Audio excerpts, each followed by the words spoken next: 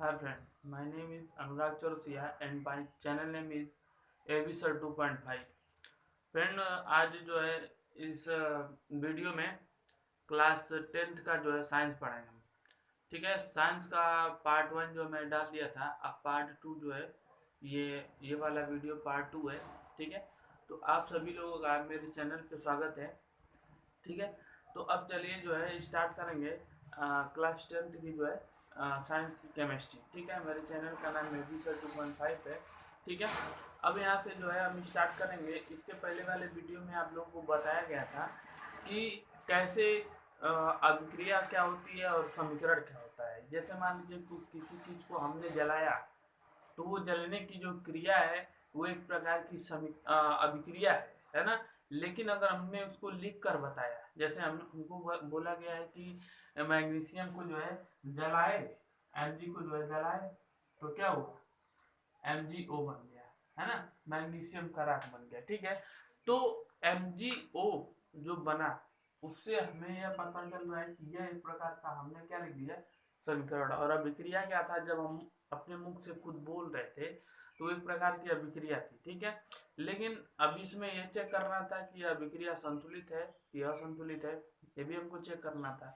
तो ये चेक करने के लिए हमने क्या किया कि ये एक तरफ से इसको सोच लीजिए LHS है, तो ये जो है RHS है। ठीक है, left hand side and right hand side. ठीक है, तो इस प्रकार के अभिक्रिया में अगर हम देखें तो ये जो LHS है ये हमारा अभिकारक है। इसको मैं बताया था कि अभिकारक किसे कहते हैं, और इसको मैं बताया था क्या, उत्पाद, इसे क्या कहते हैं। ठीक है, यानी कि जो अभिक्रिया में भाग लेते हैं उसे अभिकारक कहते हैं, और जो अभिक्रिया के उपरांत प्राप्त होते हैं उसे उत्पाद कहते हैं। ठीक है, तो देखिए यहाँ पे अब LHS और ये हमारा RHS। ठीक है, तो LHS और RHS में यहाँ पे हमको थोड़ा सा डिफरेंट देखना है क्या, कि देखिए इधर जो मैग्नीशियम एलिमेंट, यहाँ पे लिख सकते हैं हम क्या, तत्व, एलिमेंट, तत्व क्या है, Mg। पूरे समीकरण में क्या है, तत्व Mg है और O है। ठीक है, Mg और O। यहाँ पे देखिए अभिकारक में Mg की संख्या 1 है, अब मैग्नीशियम में Mg की संख्या, जो O की संख्या है वो 0 है, नहीं है, Mg नहीं है तो 0। अब उसके बाद यहाँ पर Mg की संख्या 1 है, यहाँ पर 1 है, ऑक्सीजन की संख्या 1 है। ठीक है, तो देखिए उत्पाद में जो है ऑक्सीजन उपस्थित है, जबकि अभिकारक में ऑक्सीजन उपस्थित नहीं है। तो इसका मतलब यह है कि अभिक्रिया हमारा असंतुलित है। ठीक है, तो असंतुलित को संतुलित करने के लिए हम क्या करेंगे, असंतुलित को संतुलित करने के लिए अगर देखिए यहाँ पे इस तरीके से हम अभिक्रिया, इस प्रकार के अभिक्रिया में जैसे अगर गुणा करते हैं 0 का 1 में तो 0 हो जाता है, लेकिन रासायनिक समीकरण का जो गुणा है और जो जोड़ है वो एकदम डिफरेंट होता है। इसमें जब आप 0 से गुणा करेंगे तो 1 हो जाएगा। जैसे देखिए क्या, कि यानी कि हमको यहाँ पर अगर हम क्या करें कि 1 से अगर गुणा कर दिए तो यहाँ पर 1 होगा, अगर 2 से गुणा कर दिए तो 2 होगा। ठीक है, इसको ध्यान में देना है, क्योंकि Mg या O ये संख्या समीकरण का जोड़ और घटाना एकदम डिफरेंट होता है रासायनिक अभिक्रिया का। ठीक है, तो इसको ध्यान दीजिएगा। यहाँ पर Mg, अब हम चाहते हैं कि O इधर भी हो जाए, तो देखिए इस समीकरण को लिखने से पहले हमको यह ध्यान देना होता है कि कोई भी पदार्थ ऑक्सीजन की उपस्थिति में ही जलता है। तो यहाँ पर हम लिख सकते हैं क्या, O2। O2 क्यों लिखेंगे, क्योंकि हमारे वातावरण में जो ऑक्सीजन की उपस्थिति है वो O2 के रूप में ही उपस्थित है। ठीक है, तो जब O2 के रूप में ही उपस्थित है, यानी कि यहाँ पर क्या करेंगे, O2 यानी कि इसमें हमने क्या किया, 2 से गुणा किया। ठीक है, 2 से जब गुणा किया तो 2 से गुणा करने के मतलब इसमें भी हम 2 से गुणा करेंगे। अब देखिए जब 2 से गुणा कर दिए तो यहाँ पर हमको लग रहा है MgO2 हो जाएगा, है ना। तो MgO2 नहीं, यहाँ पे सभी अभिकारक और उत्पाद के सभी अणुओं को जब बराबर करेंगे तो हमारा अभिक्रिया संतुलित होता है। देखिए क्योंकि हमें यह पता है कि Mg के साथ केवल एक ही O जुड़ेगा, जबकि यहाँ पर 2 है, तो हमको मैग्नीशियम को भी 2 करना पड़ेगा, यानी कि 2MgO। इस तरीके से यहाँ पे अब देखा जाए तो सभी चीज जो है 2 2 उपस्थित है हमारे इस रासायनिक अभिक्रिया में, सभी 2 2 उपस्थित है। इसका मतलब यह है कि हमारा जो अभिक्रिया है वो क्या हो गया, संतुलित हो गया। ठीक है, तो देखिए इस तरीके से हम जो है अभिक्रिया को संतुलित करना जान गए। अब जो है हम जानेंगे, हमारा अगला पॉइंट है रासायनिक समीकरण को लिखना। ठीक है, तो रासायनिक समीकरण को लिखना जो है आपको इसमें बता दिया गया है। अब हमारा जो अगला पॉइंट है, एक मिनट, इस पॉइंट को मैं आपके स्क्रीन बोर्ड पे जो है दिखा रहा हूँ, उसको देखिए आप लोग। संतुलित रासायनिक समीकरण का महत्व, संतुलित रासायनिक समीकरण का महत्व। ठीक है, तो देखिए संतुलित रासायनिक समीकरण का महत्व, ये सबसे बड़ा महत्व है। आप इसकी सहायता से अब अगर बता दीजिए, आप यहाँ पे अगर मैं इस अभिक्रिया को संतुलित न करूँ, एक सेकेंड रुकिए, इसको मैं इरेज कर देता हूँ। ठीक है, देखिए इसको मैं इरेज कर दे रहा हूँ। ठीक है,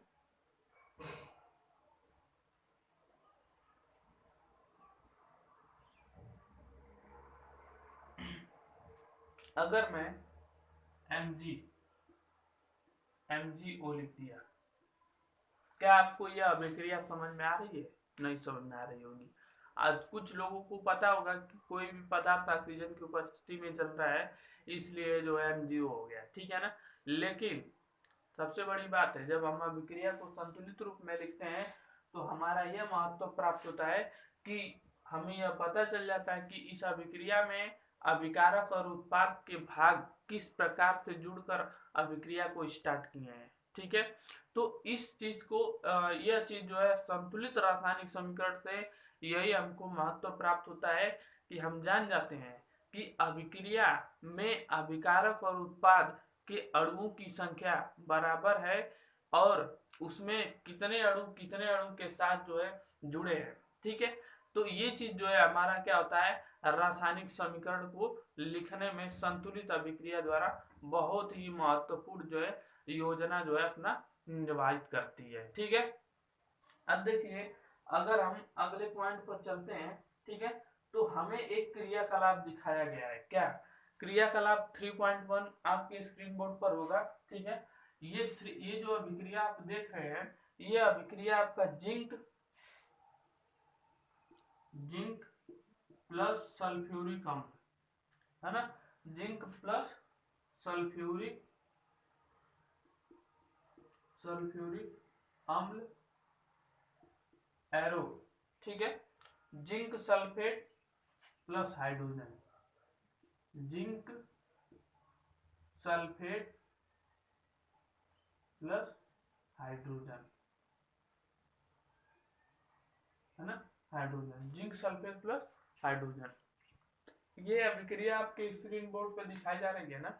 इस अभिक्रिया को देखिए, हमको क्या करना है, सर्वप्रथम एक प्रकार से देखा जाए तो ये भी हमारा समीकरण है, यह अभिक्रिया है, लेकिन हम अभिक्रिया को बस बोलते हैं मुंह से, उसको कराते हैं, है ना, उसकी घटना को देखते हैं, लेकिन अगर उसे हमें किसी किताब में या किसी बुक में जो है हमको लिखना है उसको, तो लिखने के लिए जो चीज हम लिखेंगे समीकरण द्वारा जो लिखेंगे, यानी कि उसका नाम अगर हम लिखेंगे तो वो जो हमें प्राप्त होता है, जैसे ये हम अभिक्रिया लिख दिए आप लोग के सामने, तो ये हमारा अभिक्रिया रासायनिक अभिक्रिया नहीं है, रासायनिक समीकरण है। ठीक है, यहाँ पे देखिए ये जिंक सल्फ्यूरिक अम्ल एवं जिंक सल्फेट प्लस हाइड्रोजन। ठीक है, जिंक सल्फ्यूरिक अम्ल, इसको हम क्या लिखेंगे, ZeL। जिंक को हम प्रदर्शित करते हैं, अब इसको समीकरण द्वारा, है ना, इसके प्रतीक द्वारा जो है प्रदर्शित करते हैं हम। जिंक को Zn से प्रदर्शित करते हैं, सल्फ्यूरिक अम्ल को H2SO4 से, है ना, और यहाँ पे जिंक सल्फेट हो जाएगा ZnSO4 और ये हो जाएगा +2 हाइड्रोजन। ठीक, तो देखिए यहाँ पर एक तरफ से हम जो है अभिक्रिया को लिख दिए। ठीक, अब इस अभिक्रिया को लिखने के बाद इसमें हमको क्या यह चेक करना है कि यह अभिक्रिया संतुलित है कि असंतुलित है। देखिए यहाँ पे हमको चेक करना है कि यह अभिक्रिया संतुलित है कि असंतुलित है। ठीक है, देखिए इसको हम चेक करने के लिए क्या करेंगे,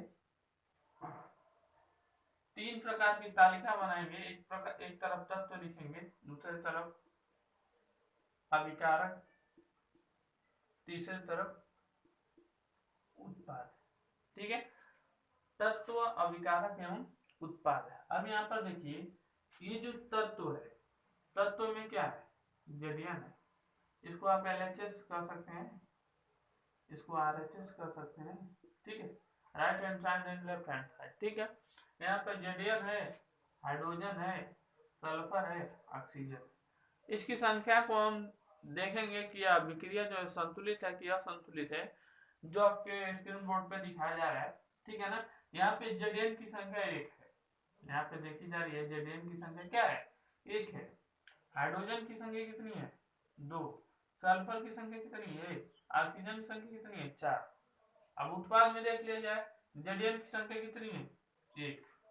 हाइड्रोजन की संख्या कितनी है, 2। सल्फर की संख्या कितनी है, 1। ऑक्सीजन की संख्या कितनी है, 4। अरे right hand side and left hand side दोनों बराबर है, दोनों बराबर है, इसका मतलब यह अभिक्रिया जो है संतुलित है। अब यहाँ पे हम जान जाएंगे कि यह अभिक्रिया जो है संतुलित है, हम लिख देंगे कि यह अभिक्रिया जो है संतुलित है, ठीक है।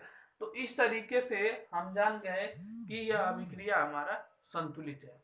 लेकिन यदि अभिक्रिया असंतुलित हो तो उसको संतुलित करने के लिए हम क्या करेंगे, देखिए, अगर अभिक्रिया असंतुलित है तो उसको संतुलित करने के लिए हम उसको कन्वर्ट करेंगे, उसको जो है हीट एंड ट्रांस विधि द्वारा जो है उसको हम कन्वर्ट करेंगे। तो देखिए, अब आप लोग के सामने या स्क्रीन बोर्ड पे आपको दिखाया जा रहा है कि यह एक प्रकार का समीकरण है। इस समीकरण में आपको यह दिखाया जा रहा है कि हाँ, Fe plus H2O equal to Fe2 Fe3O4 and H2। ये स्क्रीन बोर्ड पे आपका एक समीकरण है, इसको हमें संतुलित करना है, ठीक है। तो संतुलित करने के लिए लाइए इसको हम लिख देते हैं, और लिखने के बाद इसको हम जो क्या करेंगे, संतुलित करेंगे, ठीक है। तो संतुलित करने के लिए देखिए इसको हम क्या करते हैं, ठीक है, इसको इरेज कर दें। आपके स्क्रीन बोर्ड पे ये अभिक्रिया जो है दिखाई जा रही है, ठीक है। देखिए यहाँ पे अब आपको एक समीकरण दे दिया गया, Fe प्लस H2O एरो, है ना, Fe3O4 प्लस H2, ठीक है। अब देखिए, हम जानते हैं कि इस अभिक्रिया के जो है इस अभिक्रिया में दोनों तरफ वैल्यू बराबर नहीं है, ठीक है। देखिए एक Fe है, लेकिन इधर Fe की संख्या 1 है नहीं, 3 है ना। तो इसको हमें संतुलित करना है, चुटकियों में आप इसको संतुलित कर सकते हैं, है ना। लेकिन हमको यहाँ पे इसका क्या पढ़ना है, हमको यहाँ पे इसका जो है पूरा समीकरण पढ़ना है, क्योंकि कक्षा 10 में इस समीकरण का पूरा जो है चरण पूछता है। आपको 2 नंबर, 3 नंबर, 4 नंबर या 7 नंबर वाले क्वेश्चन में यह अभिक्रिया अवश्य दे देगा कि हीट एंड ट्रांस विधि द्वारा आप जो है इस अभिक्रिया को संतुलित कीजिए और इसके सभी चरण को लिखिए। तो हम इसके एक एक चरण को जानेंगे और बहुत ही आसानी से इसको समझेंगे, ठीक है। तो चलिए अब चलते हैं चरण 1 पे, ठीक। अब देखिए आपके स्क्रीन बोर्ड पे भी चरण 1 दिखाया जा रहा होगा, ठीक है, चरण 1, ठीक है। अब देखिए ये चरण 1 जो है, चरण 1 में यह कहता है कि अभिक्रिया को पहले पहचान लीजिए कि असंतुलित है, फिर उसके बाद इसके समीकरण को, चरण 1 में कह रहा है कि इसके समीकरण को आप सभी लोग बॉक्स के अंदर व्यवस्थित कर दीजिए, यानी कि कह रहा कि इस समीकरण को आप लोग जो है बॉक्स में भर दीजिए। चलिए इसको बॉक्स में हम लोग भर देते हैं, H2O एरो, Fe3O4 एरो, ठीक है। उसके बाद यहाँ पर H2O एरो, ऐसे कर दिए, ठीक। अब देखिए ये करने के बाद अब यहाँ पे अब हम चलेंगे चरण 2 में, ठीक है।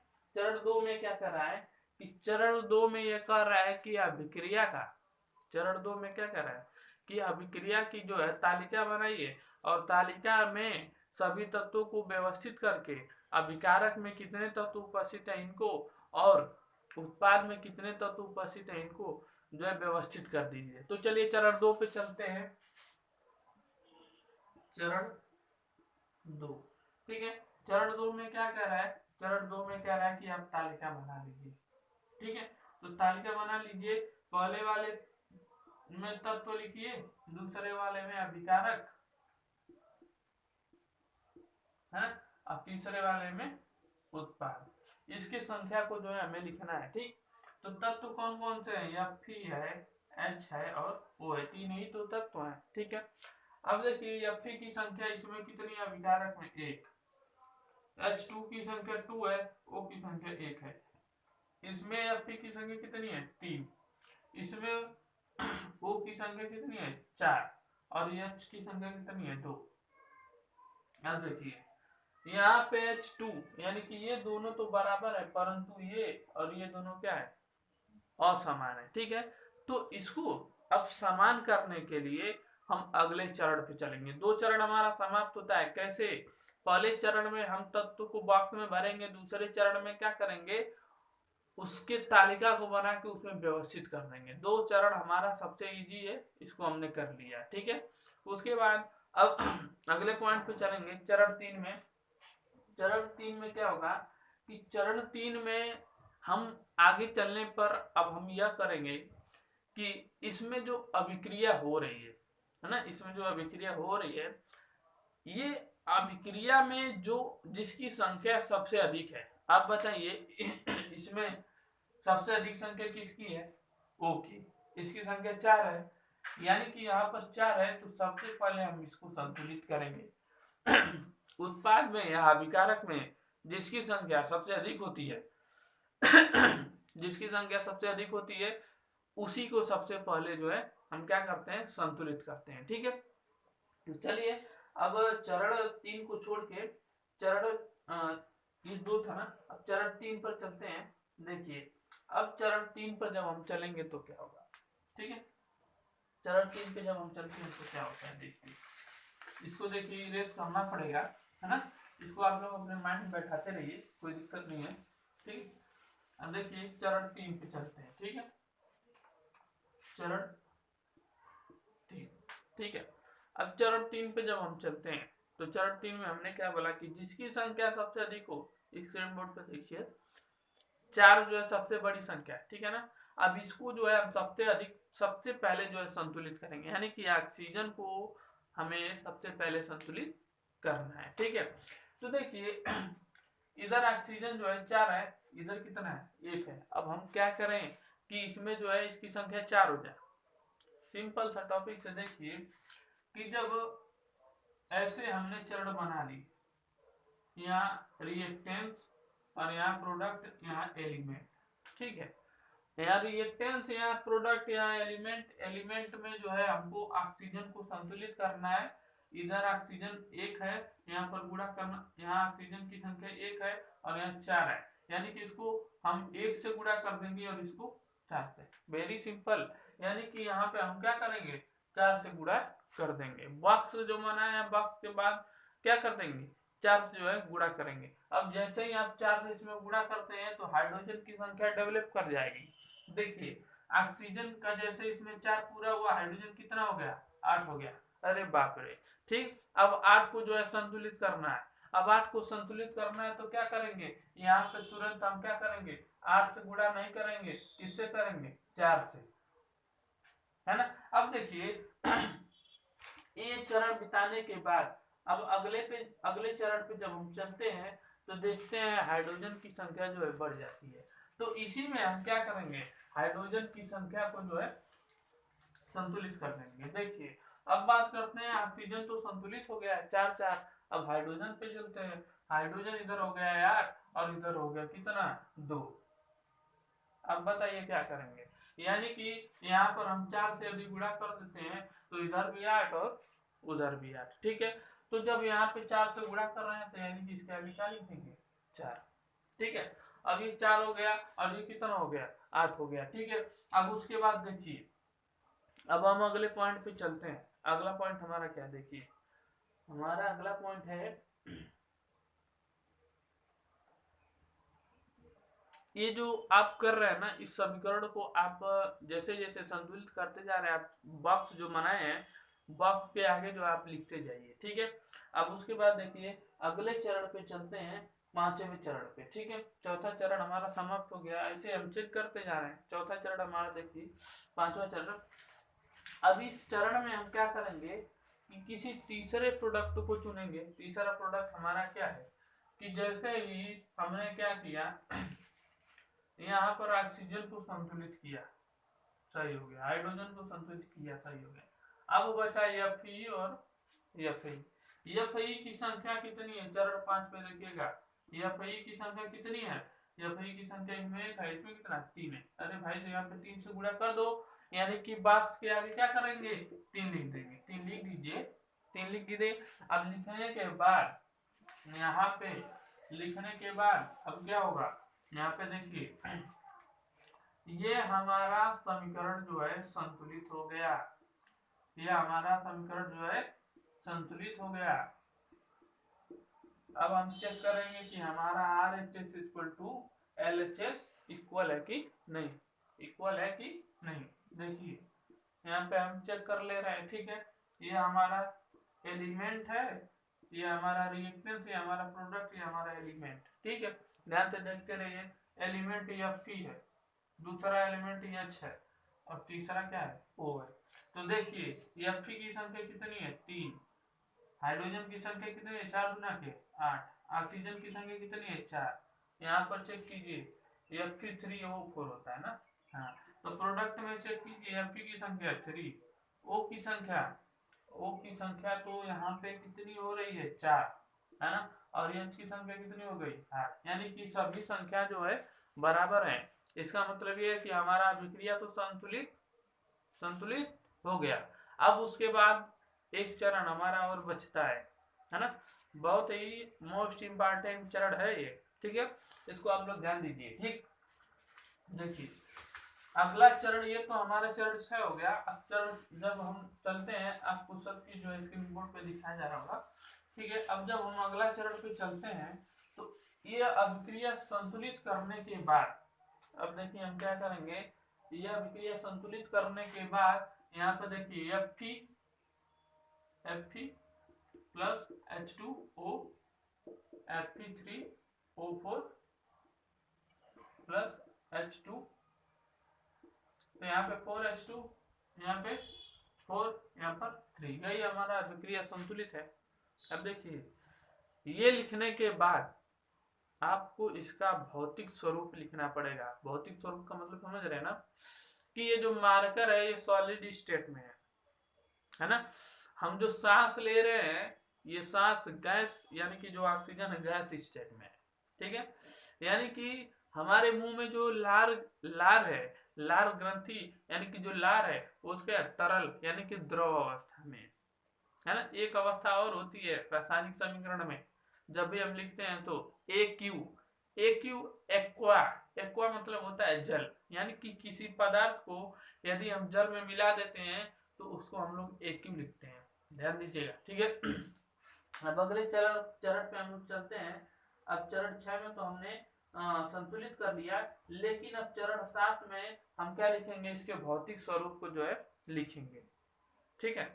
अब इसके भौतिक स्वरूप को हम लिखते हैं, तो ये बताइए Fe को हम क्या कहते हैं आयरन, आयरन क्या होता है, लोहा क्या होता है, लोहा सॉलिड होता है। तो लिखिए यस, यहाँ पे क्या लिखेंगे यस। अब H2O को हम जानते हैं क्या है जल, H2O यानी कि इसको हम क्या लिखेंगे लिक्विड।